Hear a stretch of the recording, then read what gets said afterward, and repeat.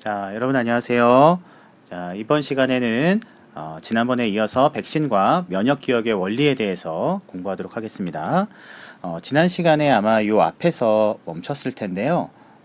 여기 보면 그 신생아 용혈성 빈혈이라고 하는 게 있어요. 요거는 이제 뭐라고 부르냐면 저가세포증이라고도 해요. 저가세포증이라고도 해요. 자, 얘는 뭐냐면 신생아의 태아의 적혈구가 용혈 터지는 거죠. 터짐으로 해서 빈혈을 일으키는 그래서 결국에는 여러 가지 합병증을 유발하게 되는 그런 심각한 질환이거든요. 자, 근데 이게 이제 뭐와 관련이 있냐면 우리가 혈액형을 이야기할 때 ABO식 혈액형도 있지만 여러분들 RH 플러스 마이너스 혈액형도 들어봤죠? 아마 여러분들은 대부분 다 RH 플러스 형일 텐데 드물게 RH 마이너스 형인 사람들도 있어요. 하지만 아시아에서는 좀 드물긴 하지만 이제 백인들이나 이런 미국이나 이런 쪽에서는 RH 마이너스 혈액형이 좀 흔한 편이에요. 자, 근데 이 RH 혈액형은 우리가 알고 있는 ABO식 혈액형과 좀 차이가 있어요. 자, 우리가 알고 있는 ABO식 혈액형에서 A형, B형, 그 다음에 AB형, O형이 있죠. 자, 이들의 항원의 역할을 해주는 적혈구에 응집원이 있는데 이 응집원은 A형 같은 경우에는 응집원 A를 갖고요. B형은 응집원 B를 갖고 AB형은 두 개를 다 갖죠. 그 다음에 O형은 둘 다 없어요. 적혈구에. 자, 그리고서 특이하게 이에 대한 항체에 해당하는 응집소를 가지고 있는데 응집원 A와 결합할 수 있는 응집소 알파를 가지고 있으면 응집 반응이 일어나서 적혈구가 파괴됩니다. 용혈 현상이 일어나요. 자, 그래서 여기서는 A형 같은 경우에는 응집소 알파를 가지면 안 되는데 특이하게도 자기에게 없는 응집원에 대한 응집소를 가지고 있어요. 그래서 A형은 응집소 베타를 가지고 있고요. B형은 응집소 알파를 가지고 있고요. AB형은 둘 다 응집원을 가지고 있기 때문에 응집소를 가지고 있지 않습니다. 그리고 O형은 응집원 둘 다 없기 때문에 알파와 베타를 모두 가지죠. 그렇습니다. 자, 근데 이제 여기에 나오는 그 RH형 같은 경우는 요거랑 조금 달라요. RH 혈액형은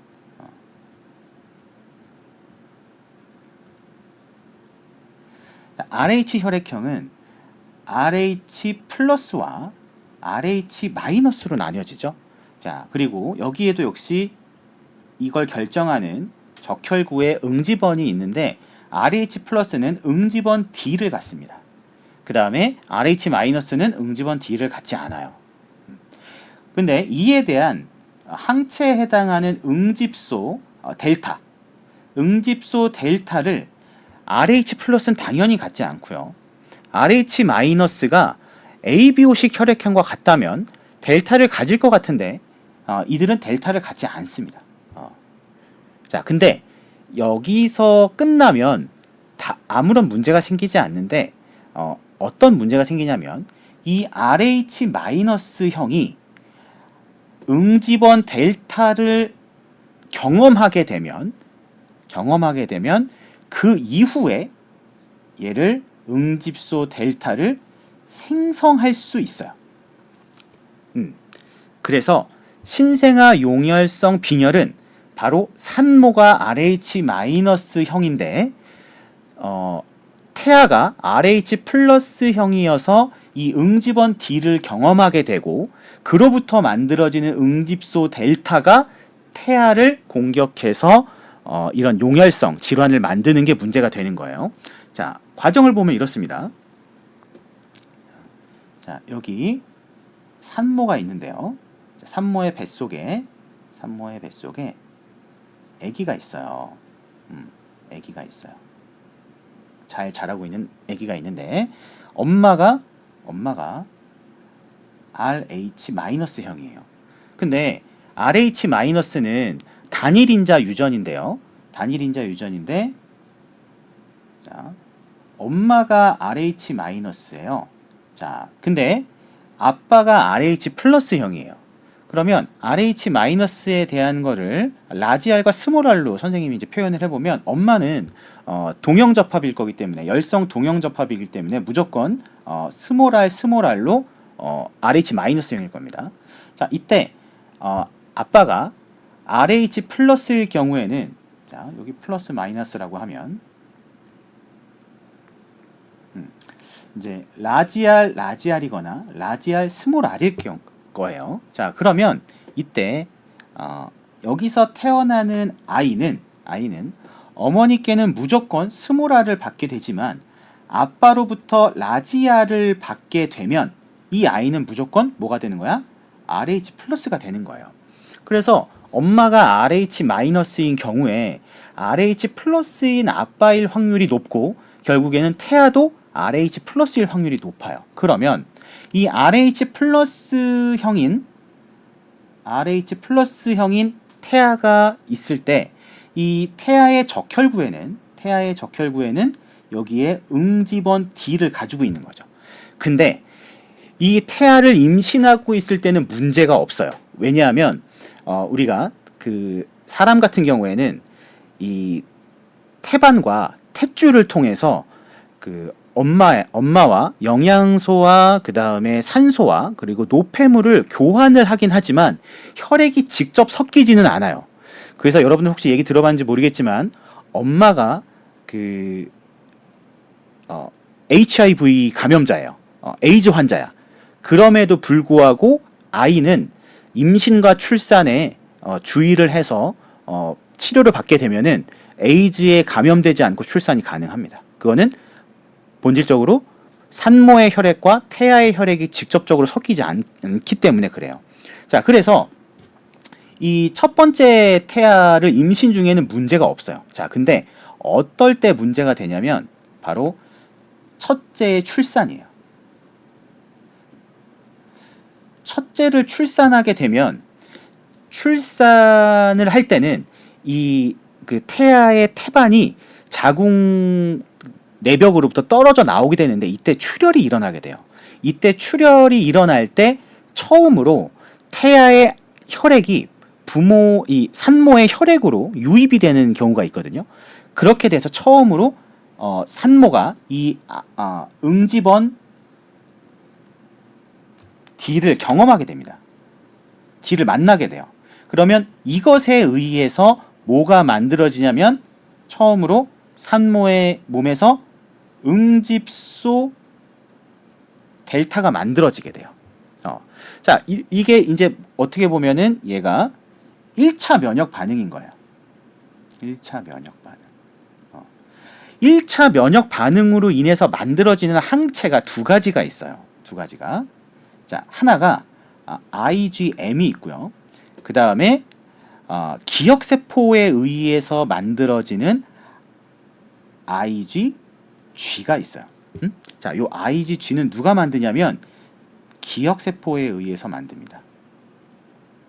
자, 근데 첫째는 이 면역 반응이 일어나고 나서 항체가 만들어지고 또는 기억세포가 만들어지고 이러는 동안에 이미 출산을 했기 때문에 상관이 없어요. 문제는 둘째예요. 자, 둘째가 똑같이 두 번째 동생을 임신을 했는데 동생도 예쁘게 이렇게 생겼어요. 근데 얘도 RH 플러스인 거예요. 얘는 적혈구에 응집원 D를 역시 가지고 있죠. 자, 근데 문제는 뭐냐면 IgM은 태반을 통과하지 못해요. 그리고 친화도도 낮습니다. 반면에 이전에 만들어졌던 기억세포에 의해서 만들어지는 요 IgG는 태반도 통과를 하고 그리고 친화도가 높아요. 그러니까 어떻게 돼? 임신 중에 선생님도 그 임신에 대한 거는 정확히는 모르지만 그 조금은 그 적혈구를 경험할 수 있는 부분이 있다고는 해요. 그래서 이 면역 그 산모의 면역 세포가 이 기억 세포가 이 RH 플러스의 응집원 D를 경험을 하게 돼서 얘가 형질세포로 분할을 한대요. 그럼 여기서 뭘 만들어? IgG를 만들겠죠. 그래서 이 IgG가 산모의 저기 뭐지? 이거 IgG가 2차 면역 반응에 의해서 만들어진 게 바로 이 태아의 적혈구를 공격하게 되고 이 용혈 반응에 의해서 많은 합병증이 나타나게 되는 겁니다. 그래서 목숨을 잃게 되죠. 자, 그래서 선생님이 지금 여태까지 했던 내용들이 여기에 나와 있는 거예요. 바로 산모와 태아의 RH 혈액형 부적합에 의해서 산모가 RH-형인데 첫째와 둘째가 모두 여기 보면 자, 첫째 아이의 RH 플러스형과 두 번째가 다시 RH 플러스여서 RH-D 항원에 대해서 2차 면역 반응을 유도해서 고치나 IgG 항체가 만들어지게 되고 이것이 여기 그 수용체를 통해서 항체 수용체를 통해서 태반으로 이동을 하게 돼서 이 여러분들 옵소니나 작용이 일어나게 된다는 거죠. 자, 그래서 여기 보면은 이런 내용들이 있어요. 그 신생아 용혈성 빈혈의 이 발현 빈도는 인종마다 차이가 있다. 아까 선생님이 얘기했던 거죠. 여기 보면은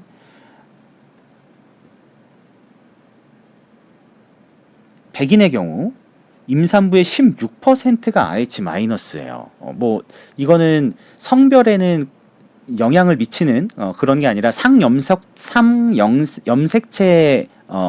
그 유전이기 때문에 아마 전체 인구의 16% 정도가 이렇게 RH-형을 가질 수가 있어요. 그다음에 신생아는 그쵸? 신생아는 84%가 RH 플러스죠. 자, 그때 이제 아시아인들은 어떻죠? 아시아인들은 RH-가 1% 미만이다. 그래서 우리 주변에서 RH- 보기가 힘든 거예요. 선생님이 이제 이전에 있는 학교에서 2학년 생명과학 시간에 요 혈액형 판정 실험을 했었는데 지금은 이제 잘 하지 않습니다. 이 혈액을 채취하는 이 과정 때문에 이제 다른 걸로 대체를 하는데 가끔씩 이제 한 학년이 한 200명 정도 좀 넘는다고 보면은 그 중에서 한 명 정도의 RH- 학생이 나오거든요. 그래서 되게 적습니다. 그러면 이제 원리는 알았는데 어떻게 치료하냐? 그러면은 요게 바로 이제 수동 항체에 의해서 치료를 하게 됩니다. 수동 면역. 자, 여기 보면은 자, 요걸 예방하기 위해서는 뭐에서 수동 면역. 수동 면역이 뭐였지? 예전에 선생님이 얘기해 준 거? 내가 이 항원에 의해서 문제가 생기기 전에 항체를 넣어 줘서 면역 반응으로 문제가 되는 걸 제거해 주는 거죠. 지금 여기서 문제가 되는 게 뭐예요? 엄마가 RH 플러스 형의 응집원 D에 의해서 만들어진 요 IgG가 문제인 거잖아. 그러니까 어떤 걸 하면 되냐면 첫째를 임신했을 때 응집원 D를 경험하지 못하게 하면 되죠. 그러면 애초에 기억세포가 만들어지지 않으니까요. 자, 여기 봅시다. 여기 보면은 그림에 RH-인 엄마가 RH 플러스인 태아를 처음으로 임신을 했어요. 자, 이럴 때는 자, 엄마의 적혈구는 응집원 D가 없어요. 자, 여기 이제 RH 플러스인데 요거 이제 태아 거예요.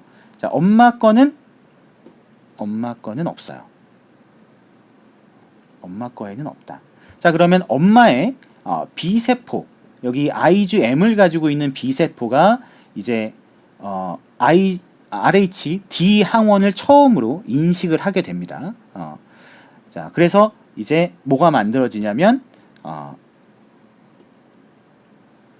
1차 면역 반응이 일어나게 되고 IgM이 소량으로 만들어지게 되고 친화력이 낮은 IgG가 만들어지게 돼요.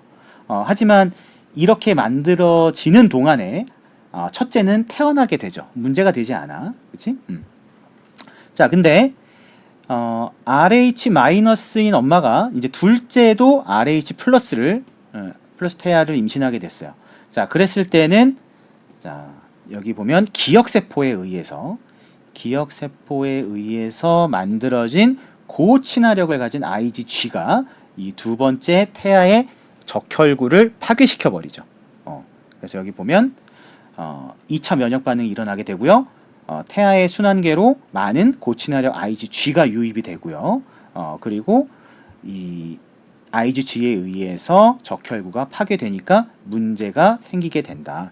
여기 있는 빈혈은 단순히 우리가 좀 앉아 있다가 일어날 때 빈혈이 있는 것 같아 정도의 어지러움 정도가 아니라 정말 적혈구가 파괴되어서 정상적으로 산소를 운반하지 못하는 수준의 그런 이제 심각한 빈혈이 생기게 되는 거죠. 이제 이것을 예방하기 위해서 RH D 항체를 만든 적이 없는 임산부에게 요때 임신 28주차와 출산 후 3일 이내에 정제한 RHD 항체를 투여하는 거예요. 그럼 어떻게 돼? 지금 여기 태아의 적혈구가 있는데 태아의 적혈구에 여기 RHD 항원이 이렇게 있죠? 자, 얘를 그 RHD에 대한 항체를 넣어줘서 요걸 덮어버리는 거예요. 덮어버려 얘를. 그럼 어떻게 돼?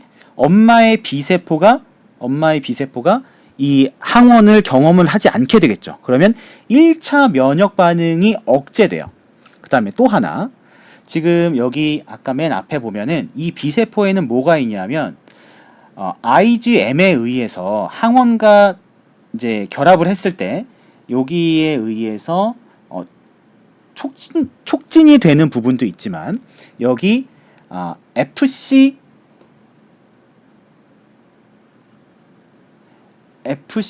감마 리셉터, 그러니까 이 FC는 그 항체의 불변 부위죠. 항체의 불변 부위를 인식할 수 있는 리셉터가 있는데 이 리셉터의 자극을 받게 되면 어떻게 되면 얘는 억제성이에요.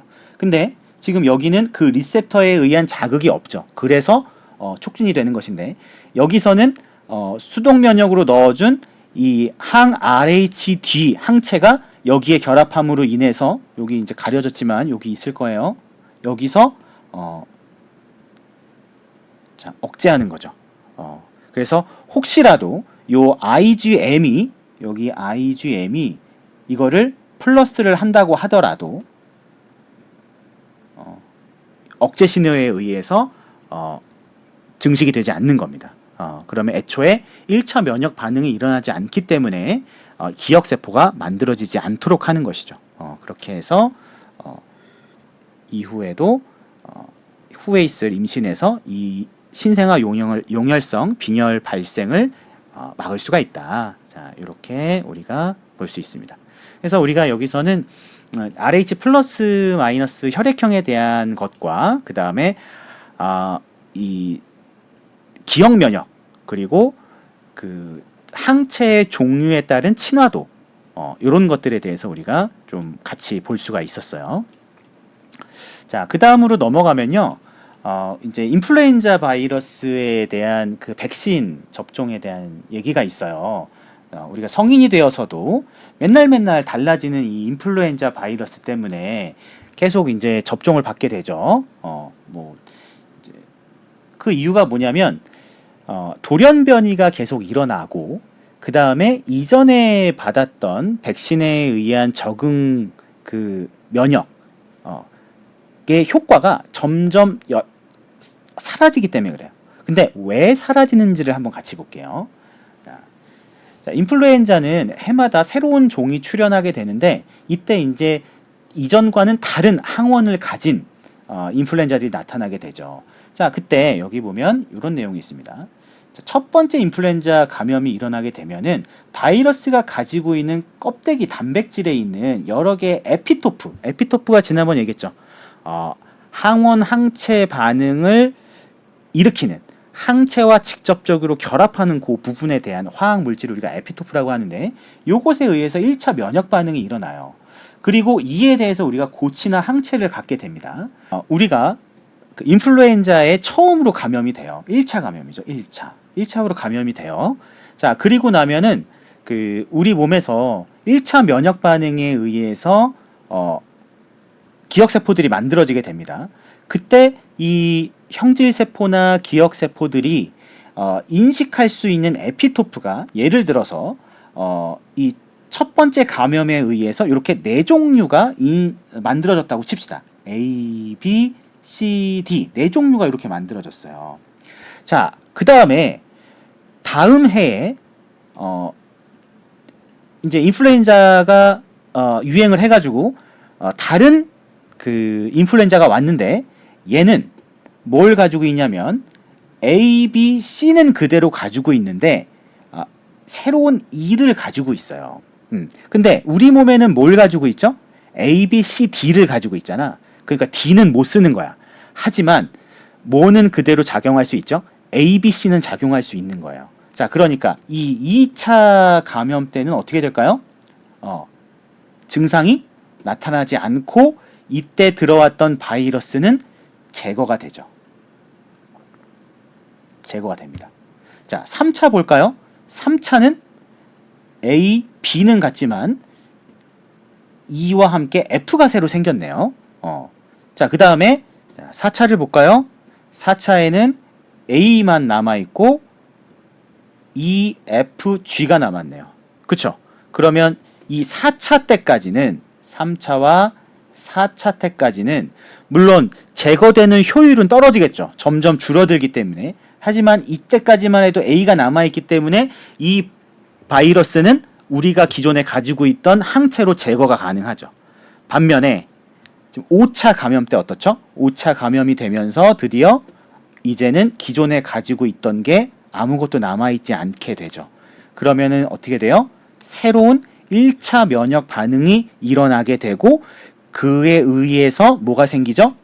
이렇게 E, F, G, H에 대한 특이적인 항체들이 또 만들어지는 거죠. 1차 반응이 일어나서. 그러면 이 전에는 똑같이 E, F, G에 대한 그 항체가 왜 만들어지지 않았을까? 그거는 1차 면역 반응이 일어나기 전에 그 이전에 있었던 A, B, C, D를 인식하고 제거하는 2차 면역 반응에 의해서 얘네들이 효과적으로 다 제거되었기 때문이죠. 이해될까?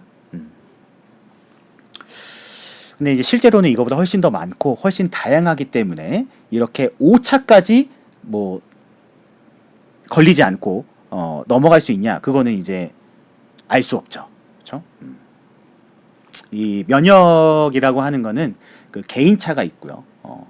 그리고 환경과 이 사람의 유전적 특징이라든가 그리고 현재의 그 건강 상태 이런 것들이 영향을 미치기 때문에 이것만으로는 설명할 수는 없지만 이제 이론적으로는 이렇게 우리 몸에서 다양한 에피토프와 그 돌연변이에 의해서 우리 몸에서 만들어지는 이 항원 특이적인 항체가 이렇게 만들어지게 된다라고 하는 겁니다.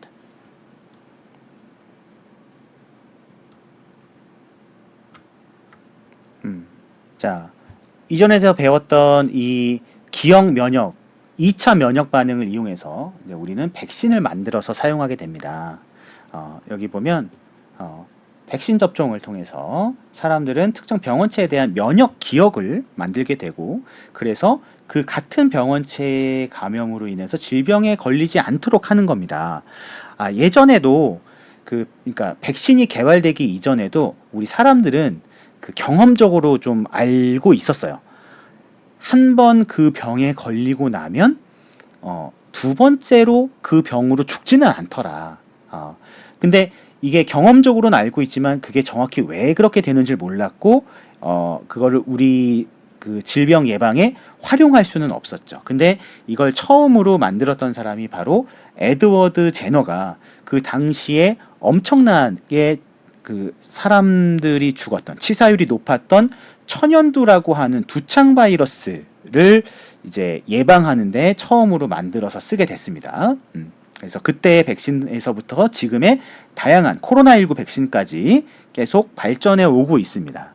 자, 그러면 여기서 천연두 바이러스는요, 여기 그 사진에서 보이는 것처럼 이 전신을 덮는 이 수포와 발진이 특징이고요. 그 다음에 고열과 두통, 요것이 이제 증상인데 이 고열로 인해서 목숨을 잃게 되는 그런 질병이었어요. 그래서 예전에 많은 사람들이 천연두에 걸렸고 이에서 그 사망률이 25%에서 30% 정도에 육박할 정도로 치사율이 굉장히 높은 병이었어요. 그래서 걸리면 거의 죽는 거죠. 자, 근데 이 천연두를 예방하기 위해서 예전에 사람들은 어떤 방법을 썼냐면 아까 선생님이 얘기한 대로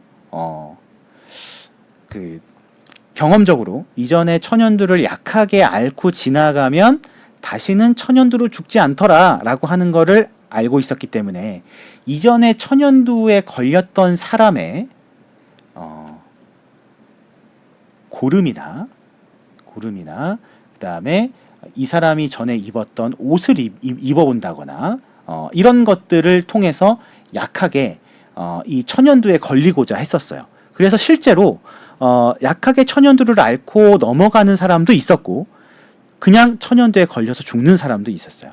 자, 요렇게 사람의 이 두창 바이러스를 그대로 이용하는 거를 뭐라고 불렀냐면 요것을 인두법이라고 불렀어요. 인두법. 자, 근데 이제 이 당시에 18세기 말에 에드워드 제너라고 하는 이 의사가 본인의 고향으로 내려가 가지고 어떤 걸 보게 되냐면 이 소를 키우는 사람이 소에게 우두라고 하는 걸 걸리게 되는데 이 우두는 소에 의해서 걸리는 거다. 소가. 그래서 소도 걸리고 사람도 걸렸던 거예요. 근데 이 우두가 천연두와 비슷한데 우두에 걸렸던 사람은 그 이후에 천연두에는 걸리지 않는다는 거죠. 그래서 이거를 본 제너가 이 상대적으로 약한 우두를 통해서 천연두를 예방하는 방법을 연구를 합니다. 그래서 어떻게 하냐면 이제 예전이니까 뭐 동물 실험 이런 거 없습니다. 그 사람에게 바로 임상 실험을 하게 돼요. 우두에 걸렸던 사람의 고름을 여기 그 아이에게 직접 주입을 합니다. 그리고 나서 일정 시간이 지난 다음에 천연두를 고름을 주입해봐요. 그랬더니 이 사람이 생존했어요. 그 다음 사람도 동네 할아버지한테 똑같은 실험을 했어요. 할아버지도. 그리고 나중에는 본인의 아들한테까지 제너의 아들한테까지도 이런 실험을 하게 됩니다. 그리고 나서 이런 실험을 반복적으로 하면서 이 방법의 효과에 대해서 확신을 갖게 됩니다. 자, 이게 바로 이런 거죠. 자, 여기 보면은 이 그림으로 나와 있는데요. 여기 이제 천연두가 있고요. 천연두가 있고 우두가 있어요. 우두 바이러스가 있어요. 둘 다 두창 바이러스예요. 자, 이때 둘이 공통으로 갖는 항원이 있죠. 바로 여기 세모나게 생긴 요 아이와 그 다음에 약간 위에가 둥글게 생긴 요 녀석.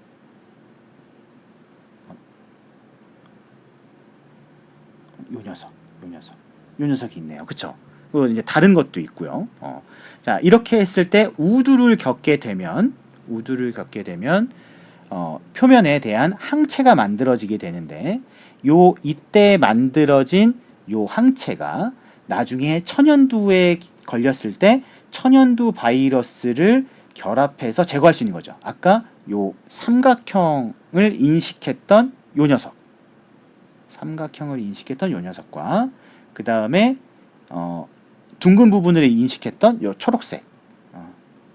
요 녀석이 이렇게 천연두 바이러스와 결합해서 무력화시킬 수 있는 거다.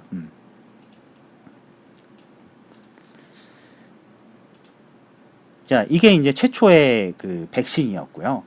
지금은 그래서 이때부터 이제 여러 가지 질병에 대한 백신들이 만들어지는데 크게 백신의 종류는 두 가지예요. 먼저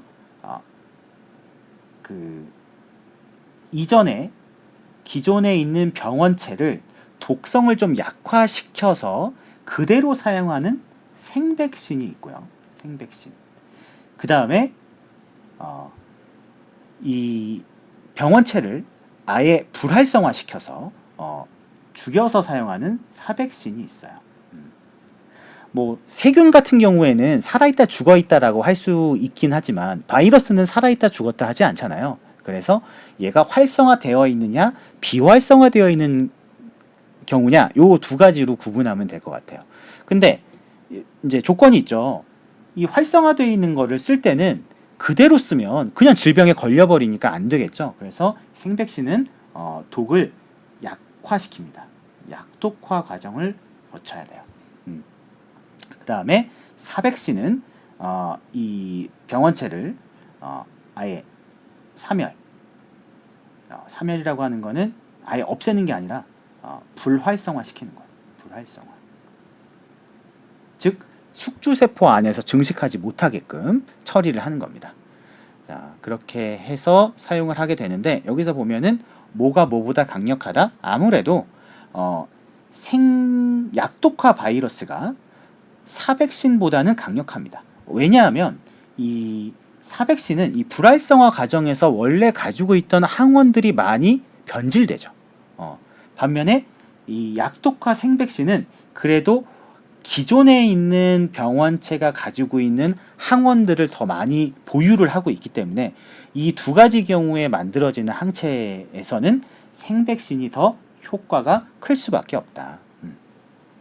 자, 만들어지는 과정을 좀 보면요.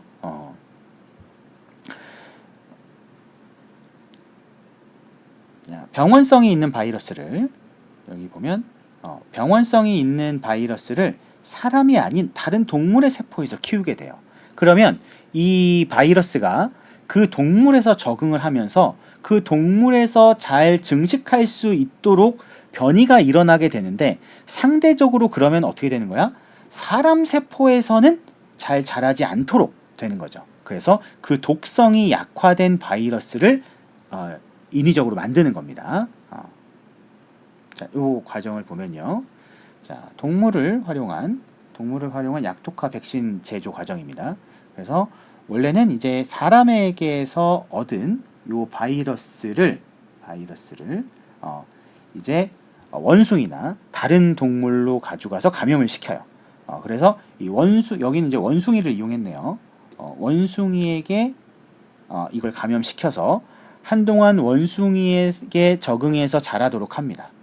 그런 그 과정에서 돌연 변이가 일어나게 되고 이 아이는 원숭이를 감염시키고 증식하는 데는 효과적인데 얘를 다시 인간 세포에게 가지고 왔을 때는 인간에게는 기존에 있었던 독성에 비해서는 약화된 그런 모습을 특징을 갖게 되면 이것은 이제 백신으로 사용할 수 있는 거죠. 근데 뭐 우리가 의도하지 않았지만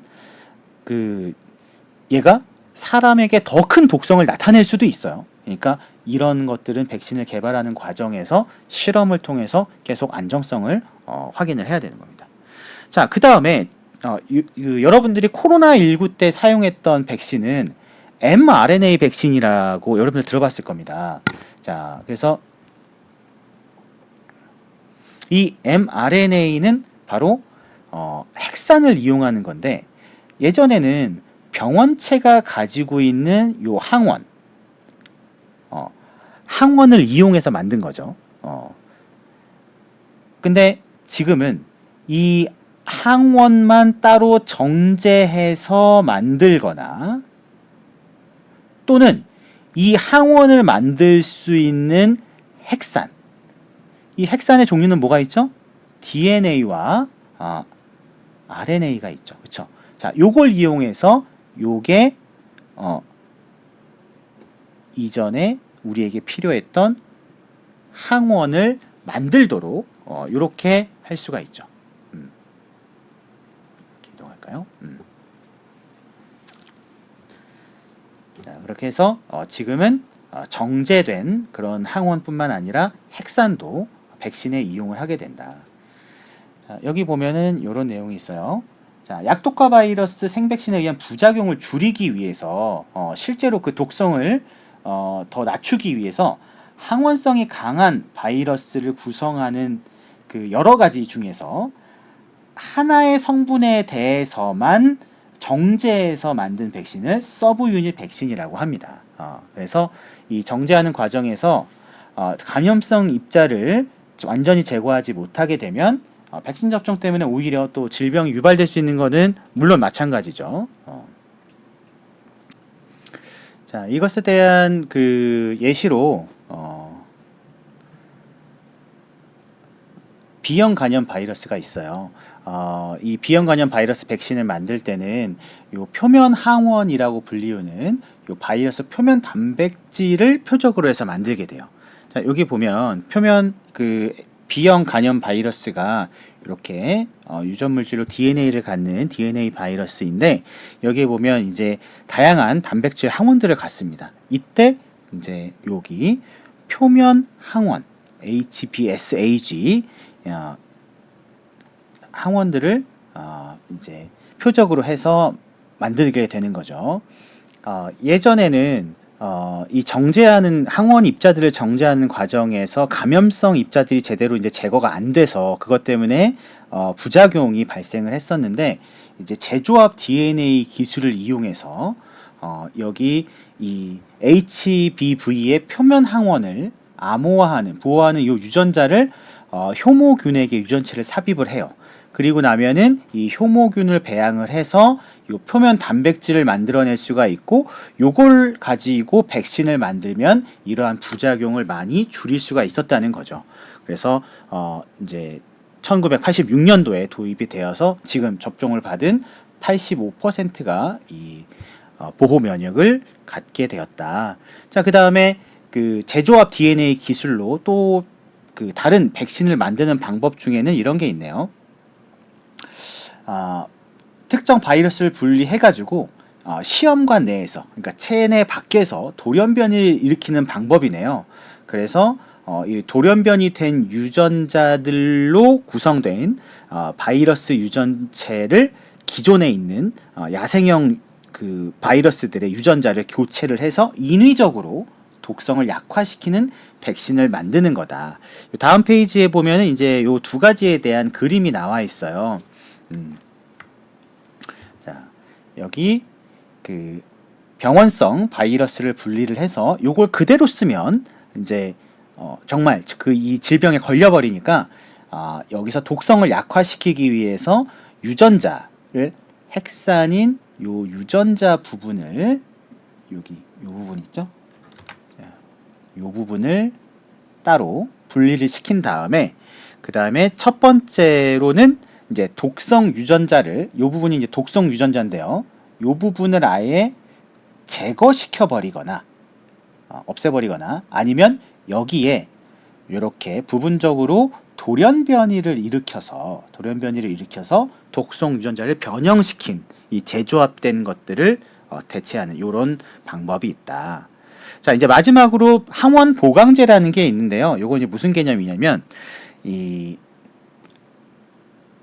그 면역 반응에 대해서는 면역 원성이라는 게 있어요. 얼마나 인간이나 다른 동물의 체내에서 이러한 이물질에 의해서 면역 반응이 일어나는가에 대한 이 정도를 나타냅니다. 이때 면역 반응이 너무 약하면 뭐 질병은 안 걸리겠지만, 이제 백신을 접종했을 때는 제대로 그 기형 면역이 만들어지지 않을 수가 있어요. 그렇기 때문에 요 면역 원성을 높이는 그런 물질을 우리가 항원 보강제라고 하게 됩니다. 그래서 백신에 이걸 추가해서 넣게 돼요. 그래서 이 항원 보강제 같은 경우에는 우리가 그 기형 면역을 일으키는 그 과정에서 톨라이크 유사 수용체에 인지가 되어서 면역을 반응을 활성화시키고, 그 다음에 강화해서 기억 세포의 생성 자극, 결국에는 요게 제일 이제 중요한 효과인 거죠. 자, 그래서 여기에 이제 해당하는 게 예시로 파상풍 독소 백신, 우리 그 영화나 이런 데서 보면은 녹슨 못에 찔리거나 이랬을 때 그 이후에 파상풍의 치료를 제대로 받지 않으면 그 부분이 치료가 안 돼서 절단해야 되고 막 이런 위험한 그런 질병이 파상풍이죠. 그래서 이 파상풍 독소 백신을 넣을 때 여기에 뭘 첨가해 주냐면 여기 비결정 겔형의 무기 알루미늄염을 주로 넣게 됩니다. 그래서 이 알루미늄염이 파상풍 독소에 결합을 해서 병원 원성을 갖게 해준다. 자, 여기에 이제 해당 옆에 보면은 요 이제 알루미늄염이라고 하는 거는 여기 요거죠. 알루미늄염. 3가 정도 될 텐데요. 그래서 요것을 어떻게 이제 해주냐면은 수산화 알루미늄과 인산화 알루미늄이 이렇게 포함되어 있는 요 명반이라고 하는 거. 선생님 이제 어렸을 때 그 누나들이랑 같이 그 뭐죠? 봉숭아물 같은 거 손에 들이고 할 때 그때 이제 거기 같이 색을 잘 입힐 수 있도록 해줬던 물질로 명반을 넣었었는데, 이 명반이 이제 여기에 알루미늄염을 포함을 하고 있고 이것이 이제 항원 보강제로 쓰이고 있다고 합니다. 그리고 이제 백신에서 보면 항원 보강제로 승인된 것이 거의 없대요. 그런데 뭐만 명반만 유일하게 미국에서 FDA의 승인을 받아서 사용되고 있는 항원 보강제라고 해요. 선생님도 처음 알았어요. 자, 그 다음에 요 다른 예로 우리 그 애기들 어렸을 때 DTP라고 해서 세 가지 종류를 같이 맞는 이 백신이 있어요. 여기 보면은 디프테리아, 그 다음에 백일해, 그리고 파상풍, 이렇게 세 가지 종류에 대한 건데, 이 백일해 독소가 이 독소 자체가 백신으로서도 작용하지만 파상풍이나 디프테리아에 대한 이 그 항원 보강제 역할을 해준다 그래요. 그래서 생후 1년 미만의 영아들에게 요거에 대한 효과적인 백신 접종을 할 수 있게 만들어준다. 자, 요런 이야기들이 마지막으로 나와 있네요.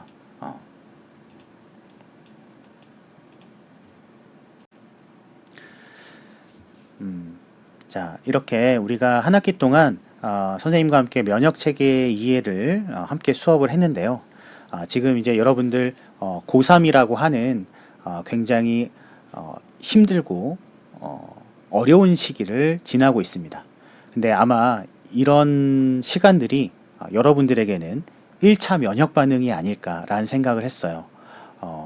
그래서 이 어려운 시기에 마주한 여러분들은 몸에서 열을 내고 에너지를 쏟아부으면서 치열하게 싸워서 그 다음에 모의고사와 내신이라는 이런 것에 의해서 체력도 바닥나고 공격도 받고 했을 겁니다.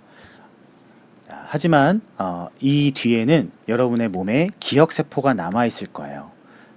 지금 당장 매일매일 피로가 별거 아니라고 느끼게 될지도 모르지만 이렇게 치열하게 여러분들이 하루하루 보내고 나면 그 살아남은 5%의 정의의 세포들이 있듯이 그 평생 여러분들을 버틸 수 있게 해주는 힘이 생기게 됩니다. 여러분들이 했던 그 노력은 절대 사라지거나 증발하지 않으니까 여러분들 마음이 더 단단해지고 잘 성장하는 그런 시기가 될 거라고 기원하고 응원하고 싶습니다. 한 학기 동안 고생 많았습니다.